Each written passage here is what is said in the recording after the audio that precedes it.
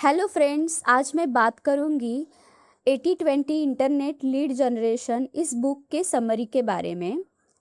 आज मार्केटिंग का मतलब सिर्फ लोगों को ऐड दिखाना नहीं रह गया है। मार्केटिंग करके पुराने तरीके से आज काम नहीं आते हैं। आज दुनिया ऑनलाइन जा रही है और लोग अपना सारा काम ऑनलाइन कर रहे हैं। ऐसे में उन्हें पुराने तरीकों से बिजनेस की मार्केटिंग करके कस्टमर तक पहुंचने की कोशिश करना अपने पैसों को नाले में बहाने जैसा है। यह बुक यह बताती है कि किस तरह से आप इंटरनेट से अपने बिजनेस की मार्केटिंग कर सकते हैं। यह बुक हमें अच्छी वेबसाइट बनाने से लेकर उसका कंटेंट लिखने तक की सारी जानकारी देती है। साथ ही यह बुक हमें मार्केटिंग की कुछ बेसिक बातें भी बताती है, जिसे बहुत से लोग जानते हुए भी अनदेखा करते हैं। अब से 100 इयर्स पहले लोग ऐड करने के लिए न्यूज़पेपर, टीवी या रेडियो का इस्तेमाल करते थे। न्यूज़पेपर, टीवी या रेडियो का इस्तेमाल लगभग हर घर में किया जाता था, और जब कंपनियां इनके ज़रिए अपना ऐड करती थी तो वे ज़्यादा से ज़्यादा कस्टमर तक पहुंच पाती थी। लेकिन आज के वक्त में यह पुराने और बेकार हो गए हैं। आज हमको हर घर में जाकर अपने प्रोडक्ट के बारे में लोगों को नहीं बताना है, बल्कि आपको सिर्फ उन लोगों तक पहुंचना है जिन्हें आपके प्रोडक्ट की ज़रूरत है। एग्जाम्पल के लिए, अगर आप बच्चों के डायपर्स बेचते हैं तो आपको हर व्यक्ति को अपने डायपर्स के ऐड दिखाने की कोई ज़रूरत नहीं है। आपको सिर्फ उन लोगों को ऐड दिखाना है जिनके घर में एक छोटा सा बच्चा हो।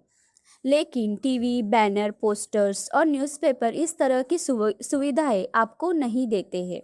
अगर आप उनके ज़रिए अपना ऐड करेंगे तो बहुत कम लोग आपके ऐड में दिलचस्पी लेंगे और उससे भी कम लोग उसे खरीदना चाहेंगे।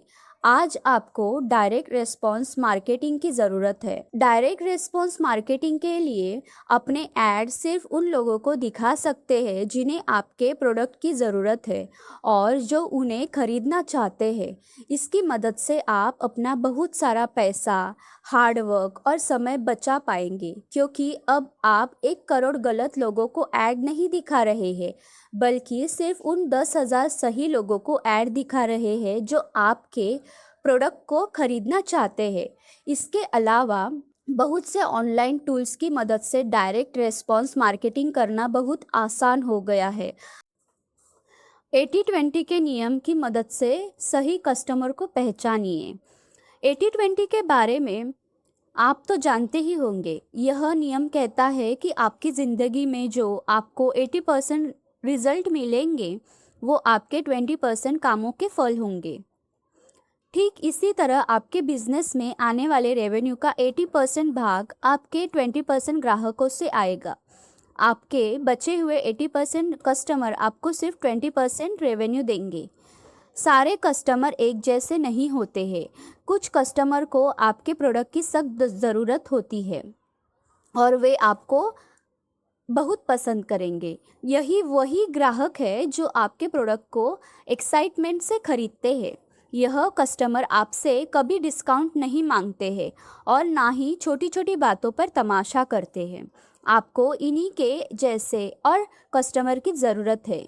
आपने परफेक्ट कस्टमर को पहचानने के लिए अपनी कंपनी के पिछले 2 सालों की सेल्स रिपोर्ट निकाल कर देखिए।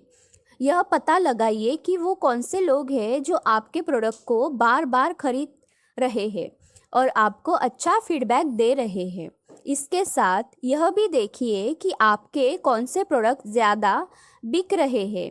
अपने इन्हीं खास प्रोडक्ट को आप अपने खास कस्टमर को बेचने के बारे में सोचिए। साथ ही यह भी पता लगाइए कि पिछले 2 सालों में कौन सा मार्केटिंग कैंपेन सबसे ज़्यादा फायदेमंद रहा। उस कैंपेन को स्टडी करके उसे फिर से करने की कोशिश कीजिए। इस तरह से आपको सही कस्टमर, सही प्रोडक्ट सही तरह से बेचकर ज़्यादा मुनाफा कमा पाएंगे। आप अपने प्रोडक्ट को अपने कंपटीशन से अलग बनाकर आप उसे ज़्यादा दाम में बेच सकते हैं। अगर आपके और आपके कंपटीशन के प्रोडक्ट में कोई अंतर नहीं है तो आपका कस्टमर उसे चुनेगा जो सस्ता होगा।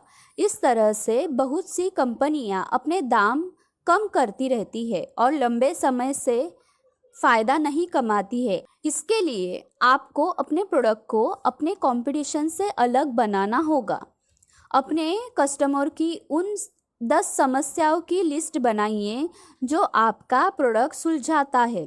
इसके बाद यह पता लगाइए कि इन 10 में से कौन सी समस्या है जिसके बारे में आपका कंपटीशन बात नहीं कर रहा है। यही वह चीज़ है जो आपके प्रोडक्ट को अलग बनाएगी। इसे ही यूनिक सेलिंग पॉइंट कहा जाता है। एक बार आपको यूनिक सेलिंग पॉइंट पता लग जाए तो उसे हर जगह हर वक्त इस्तेमाल करना शुरू कीजिए।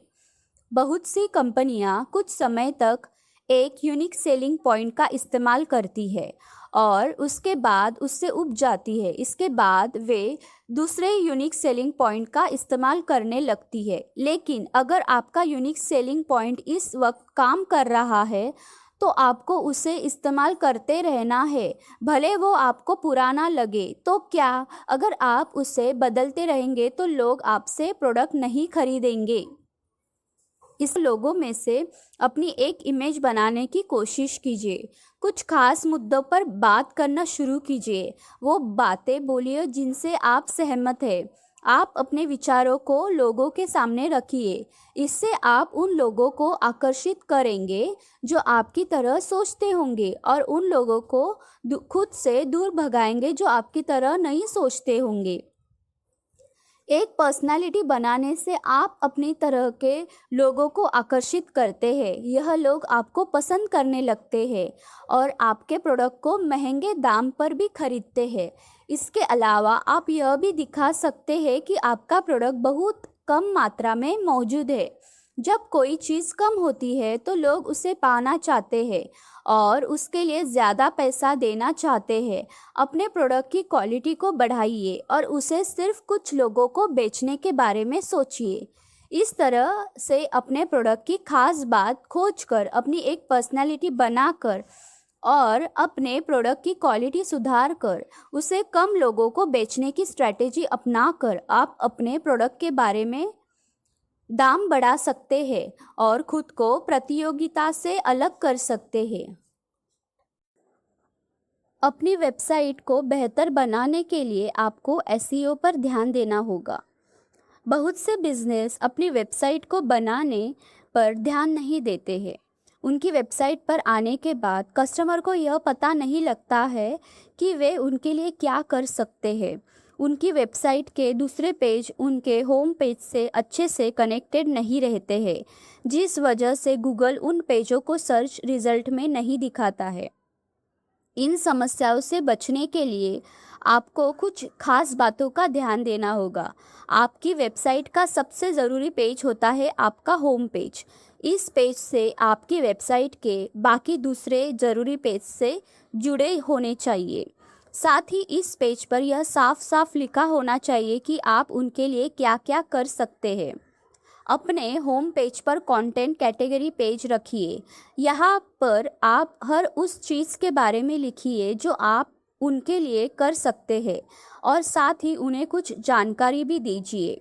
साथ ही सारे ज़रूरी पेजों को अपने होम पेज से लिंक करके रखिए। अगर आपकी वेबसाइट के किसी पेज तक पहुंचने के लिए यूज़र को 2 बार से ज़्यादा क्लिक करना होगा तो वह पेज गूगल के सर्च रिजल्ट में नहीं दिखेगा। ऐसे में ना के बराबर लोग उस पेज तक जाएंगे। उसके होने या ना होने से किसी को फ़र्क नहीं पड़ेगा। इसके साथ ही आपको अपनी वेबसाइट को एसईओ फ्रेंडली बनाना होगा। जब यूज़र्स अपनी किसी समस्या को गूगल पर सर्च करते हैं तो वे कुछ खास तरह से कीवर्ड का इस्तेमाल करते हैं। आपको अपनी वेबसाइट पर उन कीवर्ड्स का इस्तेमाल करना होगा जिनकी मदद से आपका कस्टमर आपके प्रोडक्ट को ऑनलाइन खोजेगा। आपको ज़रूरी कीवर्ड्स को सही जगह पर डालना होगा। एग्जाम्पल के लिए मेटा डिस्क्रिप्शन टैग को ले लीजिए। यह वो लाइन होती है जो गूगल सर्च रिजल्ट के लिंक के ठीक नीचे दिखाई देती है। यह आपके बिजनेस के बारे में लोगों को जानकारी देती है। मेटा डिस्क्रिप्शन टैग में एक प्राइमरी कीवर्ड लिखिए जो कि बाकी कीवर्ड से ज़्यादा ज़रूरी है। इसकी मदद से आप अपनी रैंकिंग को बढ़ा सकते हैं। इसी प्राइमरी कीवर्ड का इस्तेमाल करके आप अपने कंटेंट और अपने होम पेज पर बार बार कीजिए। उसे अपने हेडर्स, अपने इमेज, कैप्शन और लिंक टेक्स्ट में भी लिखिए। यह मत सोचिए कि सिर्फ ज़्यादा से ज़्यादा प्राइमरी कीवर्ड का इस्तेमाल कर लेने से आपकी रैंकिंग बढ़ जाएगी। प्राइमरी कीवर्ड को सिर्फ उन जगहों पर इस्तेमाल कीजिए जहां उनकी ज़रूरत पड़े। गूगल पे क्लिक एड्स की मदद से आप कस्टमर तक आसानी से पहुंच सकते हैं। बहुत कीवर्ड्स का इस्तेमाल करते हैं जो बहुत पॉपुलर होता है, ना कि उनका जो उनके प्रोडक्ट के लिए सही होते हैं। पॉपुलर कीवर्ड्स का इस्तेमाल करके आप ज़्यादा से ज़्यादा कस्टमर तक पहुंच जाएंगे, लेकिन वो कस्टमर आपका प्रोडक्ट नहीं खरीदेंगे क्योंकि उनमें से ज़्यादा लोगों को आपके प्रोडक्ट की ज़रूरत नहीं होगी। इसलिए आपको हर कैंपेन के लिए एक अलग कीवर्ड का इस्तेमाल करना होगा। जब यूज़र इन कीवर्ड से बनाए एड्स पर क्लिक करे तो वो एक खास लैंडिंग पेज पर आना चाहिए। इस लैंडिंग पेज को साफ सुथरा रखिए और ध्यान भटकाने वाली चीज़ों को इससे दूर रखिए ताकि जो लोग इस पर आए वे ज़्यादा से ज़्यादा समय तक इस पर रुके रहे। बहुत से लोग ऐसे टूल्स यूज़ करते हैं जिसमें एक शानदार लैंडिंग पेज तैयार कर सकते हैं। एग्जाम्पल के लिए वर्डप्रेस, मीडियम और टम्बलर को ले लीजिए। इनकी मदद से आप एक लैंडिंग पेज को तैयार करेंगे तो आपको बार बार अपने लोगो या इमेज लगाने की ज़रूरत नहीं होगी। यह प्लेटफॉर्म पहले से ही आपके लिए यह काम कर देते हैं। HTML के मुकाबले यह प्लेटफॉर्म बहुत ज़्यादा सुविधाएं देते हैं। एक बार जब आपका पेज बन जाए तो उस पर लोग आने लगे तो आपको कुछ खास डेटा पर ध्यान देना होगा। यह देखिए आपके पेज पर कितने लोग आ रहे हैं और उनमें से कितने लोग आपके प्रोडक्ट को खरीद रहे हैं। इसके लिए आप गूगल एनालिटिक्स का इस्तेमाल कर सकते हैं। इससे आपको पता लग जाएगा कि आपके पेज पर कितना ट्रैफिक कहाँ से आ रहा है। एक कामयाब मार्केटिंग कैंपेन वो होता है जो कम से कम 20% विजिटर्स को क्लाइंट में बदल दे। इस तरह के कैंपेन पर खास ध्यान दीजिए। एक बार आपको यह कैंपेन मिल जाए तो आप यह देखिए कि उसमें आपने क्या काम बेहतर तरह से किया है। इससे आप भविष्य में और ही कामयाब कैंपेन बना पाएंगे। अच्छे कंटेंट की मदद से आप अपने कस्टमर को आकर्षित कर सकते हैं। अच्छा कंटेंट होने से आपकी वेबसाइट गूगल पर सबसे ऊपर रैंक करती है। गूगल एक कीवर्ड से संबंधित सबसे अच्छे कंटेंट को हर वक्त अपने स्पाइडर्स के ज़रिए खोजता रहता है। स्पाइडर्स उसके कुछ बोट्स होते हैं जो पूरे इंटरनेट पर रैंक पर अच्छे कंटेंट की तलाश करते हैं। जब उन्हें किसी वेब पेज पर वो कंटेंट मिल जाता है तो वे उस पेज की उसकी रैंकिंग बढ़ा देते हैं। आसान शब्दों में अपनी वेबसाइट की रैंकिंग बढ़ाने के लिए आपको अपने कंटेंट में उन कीवर्ड्स का इस्तेमाल करना होगा जिसकी तलाश यह स्पाइडर्स कर रहे हैं। अगर आपका कंटेंट अच्छा है और वो लोगों को पसंद आ रहा है तो आपकी वेबसाइट पर ज़्यादा विजिटर्स आ सकते हैं। हो सके तो अपनी वेबसाइट के ज़रिए लोगों को फ्री रिपोर्ट दीजिए। उन्हें ऐसे ई-बुक्स दीजिए जिसे पढ़कर वे अपने समस्याओं को सुलझा सके। अगर उन्हें आपका कंटेंट अच्छा लगेगा तो वे उसे अपने दोस्तों के साथ शेयर ज़रूर करेंगे और उनके दोस्त उसे अपने दोस्तों के साथ शेयर करेंगे। इसलिए अपने वेबसाइट पर हमेशा एक शेयर और कमेंट का बटन भी दीजिए ताकि लोग यह काम आसानी से कर सकें। साथ ही अपने सोशल मीडिया प्रोफाइल का लिंक भी अपनी वेबसाइट पर दीजिए ताकि लोग उसे आसानी से शेयर कर सके। अगर आपकी वेबसाइट का बाउंस रेट बहुत ज़्यादा है तो इसका मतलब लोगों को आपका कंटेंट पसंद नहीं आ रहा है। जब कोई विजिटर आपके होम पेज पर आता है तो वो बिना किसी दूसरे लिंक पर क्लिक्स किए वापस चला जाता है तो हम कहते हैं कि वो विजिटर बाउंस कर गया।